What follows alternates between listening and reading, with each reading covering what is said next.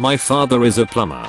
Great guy, does the work you want, and does his best on every job, acting like it's his own home, to try to make sure the customer is satisfied. He was doing a job at a home where they wanted a complete bathroom remodel, asking the owners of the home the whole way through specific things. Where they wanted the sink, shower, toilet to be located, what kind of tiles, what designs for said tiles, even down to what color grout they'd want.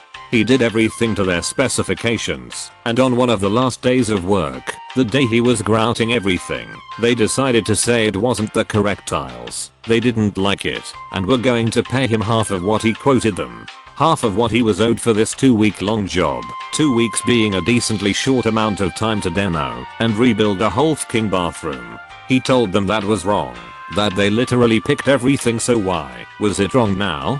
They didn't care, told him to finish and leave. My father, ever the people pleaser, did so, except he mixed sugar in with the grout, then grouted their bathroom. Their whole bathroom was finished with sugar grout. Guys, he only got paid half, but much more than that they had to spend on bug sprays for years. Yes, nothing could keep the bugs away from that sweet bathroom, according to a neighbor of his, who was a friend of my father's. Don't mess with your servicemen. Pay them. Don't be a prick, or they may just be extra sweet. My parents were renovating their house about a year ago, and they needed an electrician to move some lighting fixtures. Generally, I have a friend that's my go-to electrician for stuff like this, but my parents had hired a guy to paint the living room and needed this done quickly. My electrician friend happened to be on vacation, so he wouldn't be able to get out to me until after the painter was already scheduled to come. After referring with a couple of other friends, they recommended an electrician. We are all from the same country and happened to emigrate to the same small town, so people within our culture generally recommend other people from that same country. The electrician comes by for a quote. I never met this individual, and he tells my parents that it's all based on the amount of time it would take, and that he can't give them an exact quote because he doesn't know how much time it's going to take until the job is already started. My parents think this sounds reasonable and end up hiring him. Just as an aside, I installed Nest cameras for my parents in their living room facing their front door, so we had a good view of the area where the job was being performed. This job takes him about an hour, and he literally sat on my couch on his phone for about 5 hours, watching TV, kicking his feet up, waiting for my mom to get home so that he could show her the work is complete and charge her like 6 hours for a job that took him about an hour, which I confirmed how unprofessional his behavior was on my Nest cam. My parents didn't want to cause any friction, so they paid him for the amount of time he charged them. I believe it was like $500 for something that should really cost like $150 or so. Anyway, the lighting fixtures were installed, he received his check, and went in his merry way. My electrician friend later confirmed that this guy had seriously upcharged my parents. A few months later, I decided to take a side gig selling solar as a 1099 employee. I was making decent money at my existing job, but I had a wide enough network where I could help people around me with generally good solar deals and make some good money for myself on the side. The company I connected with would give me my price on panels including installation, as well as on the roof, if a roofing job was required. My price was extremely good, and the way I made my money was by tacking on my fee at the end, built into the roof price and the per watt price of the panels plus installation. Much like my parents found the electrician, this same electrician, who I had never met, found me inquiring about a roofing job. I told him that I don't do standalone roofs, but that I could package something for him including solar which would get rid of most of his electricity bill. He said he didn't have the money up front for the roof or the panels, which is fine cause we can finance, and it started to sound like he was a little bit desperate as his roof was leaking and he didn't have the capital to fix it. Generally when I go to a client, I try to keep the price down and make it more desirable for the client. He'd rather make less money than no money, so I generally make around $3,000-$5,000 per install, which is a win-win. When I got the call, I thought the guy's name was familiar, and sure enough it was the electrician who had helped my parents and left a bad taste in my mouth. At this point, I knew he was desperate for a resolution to his roof issue and I knew he barely spoke any English, so my word was going to be gold. I set up an appointment to go meet up with him in about a week. I knew that I was going to upcharge the shit out of him due to the language barrier he would have with other installers, his desperation and the fact that he upcharged my parents. I got the price quote from the installer that said the roof would cost about $10,000 for a strip and re-roof. This was a really good house as the house was a multi-family unit and I was expecting the quote to come around $15,000. They also gave me the price on the solar panels, which would be around $15,000. So the price I was looking at for the project was $25,000. Generally on a good situation like this, I might have called in $29,000 total, got him a spectacular deal, make a couple grand, and called it a day, but I was thinking FCK this guy. So I adjusted the cost of the roof to $19,000 and the price of the panels to $21,000, half expecting that I would eventually need to come down on the pricing at some point. I went over there to meet up with him, proposed his setup, told him how good the quality of the roofing job would be, which is accurate, and that the solar system would virtually wipe out his electricity bill, and that I would get him set up with a 25-year loan to keep his monthly payment down. He agreed to this, was excited to get his roof done, and really didn't care much about the panels, but they were part of the bundle, and on we went. Once everything was installed, I was paid out on my deal and went to cash my $15,000 check. I went to my parents' house and gave them $1,500 each and explained to them what had happened and how I stumbled upon a $15,000 commission check. Just so it's clear, there is nothing shady about what I did. It was way more expensive than it needed to be and everything was disclosed to him properly. He just paid more than he would have had to, even if he simply shopped around. But at the end of the day, it's well within my rights to charge whatever I want, like it's within the rights of the customer to tell me to FCK off. A big chunk of what he paid is covered by incentives, but he still paid way more than typical.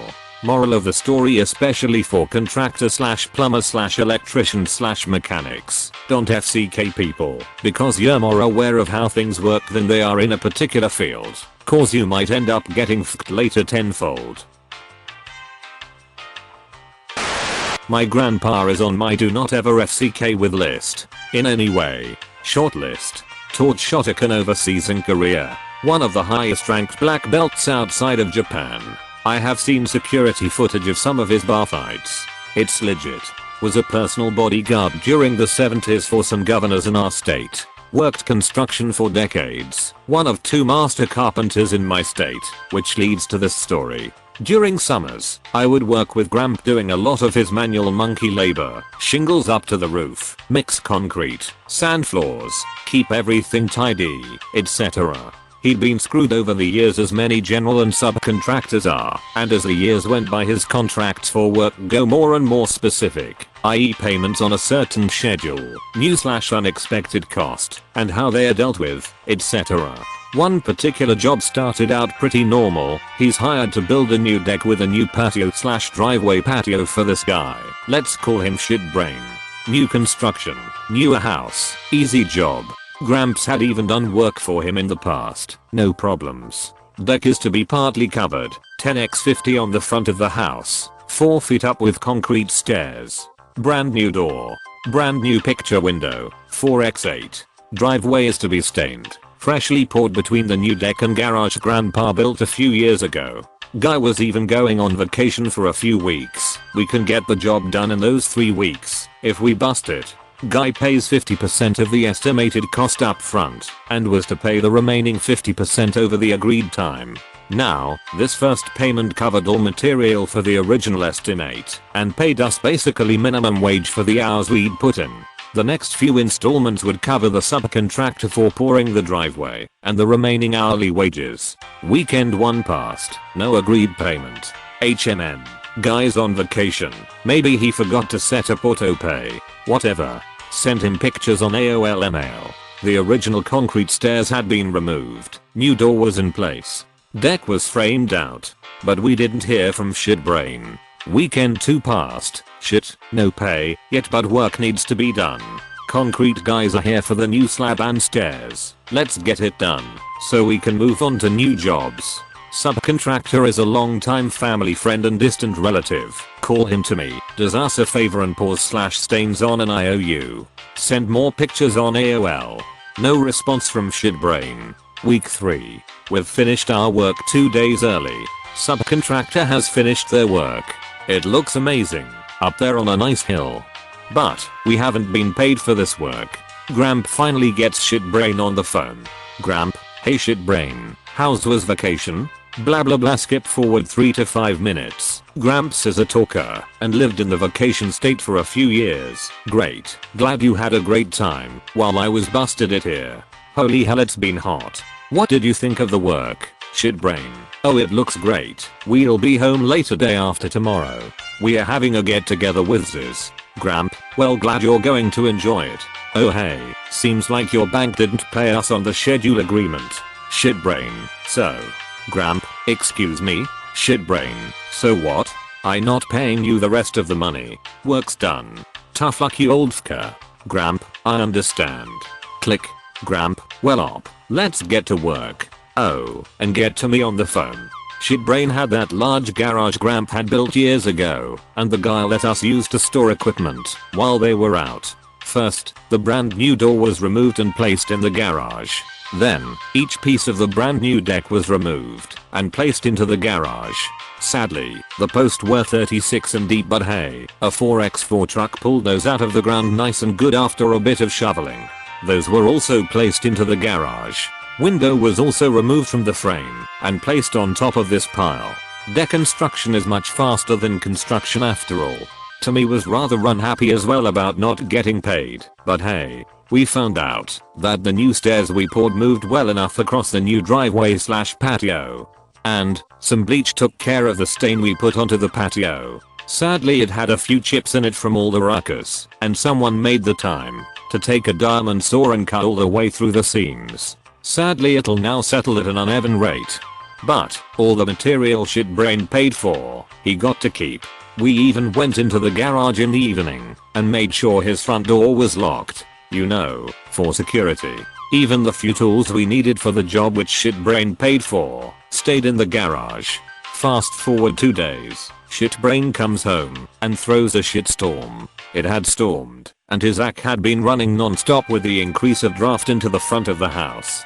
Of course, he threatens Gramps with a lawsuit and the police, which just makes Gramp laugh. A close relative was the assistant chief of police in our small town. Unbeknownst to Shitbrain, we did everything we were contractual obligated and paid to do. All the equipment, all the materials were in Shitbrain's possession. That is, after all, what he paid us for. Shitbrain blustered a lot, but it did FCK all. Fast forward a bit. No one in the local union will deal with the guy. Gramps and Timmy are both pretty well respected and do a lot of great work around town. Someone from out of town ends up fixing the issues and does a shit job of it. Done. If you enjoyed the stories, slap the like and subscribe button for more of them, and don't forget to support the original writers with an upvote. Links are in the description. Peace out, and catch you tomorrow.